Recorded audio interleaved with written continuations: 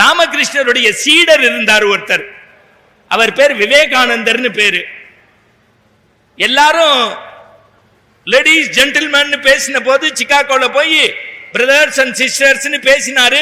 இது எல்லாம் உங்களுக்கு தெரிஞ்ச செய்தி. இன்னைக்கு நீங்க போய் கூகுள்ல தட்டினா கொட்டுது அவருடைய பேச்சு. அதெல்லாம் இல்ல, எல்லா சமஸ்தானங்களும் அவருக்கு மரியாதை செஞ்சாங்க. இந்தியால ஒரு சமஸ்தானத்துக்கு வந்தாரு, சாப்பாடெல்லாம் போட்டு ராஜா விருந்து கொடுத்தாரு. எல்லாம் முடிஞ்சோடனே வெத்தலை பாக்கு போடும் போது விவேகானந்தர்ட்ட சொன்னாரு, ரொம்ப மகிழ்ச்சி, ஆனா உங்க இந்துக்கள் மண்ண மரத்தை கல்ல சாமின்னு கும்பிடுறாங்க, மண்ண மரத்தை கல்ல சாமின்னு கும்பிடுறாங்க, இதை எப்படி ஏத்துக்க முடியும்னாரு.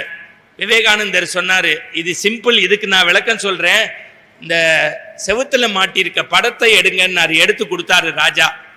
பக்கத்துல இருந்த தளபதியை கூப்பிட்டாரு, இங்க வா, இந்த போட்டோவை கீழே போட்டு மிதினாரு. என்னை கொல்ல பாக்குறியன்னு தளபதி ஓடிட்டான். அடுத்து ஒருத்தனை கூப்பிட்டாரு, மந்திரிய, இங்க வா, இந்த படத்துல எச்சிய துப்புன்னாரு. ஐயோ என் தலையை வெட்ட பாக்குறியன்னு ஓடினான். அடுத்து சேவகன் இருந்தான், அவனை கூப்பிட்டாரு, இங்க வா, இந்த போட்டோவை மேலேந்து சுக்கு நூறு ஆக்குனாரு. ஐயோன்னு ஓடினான்.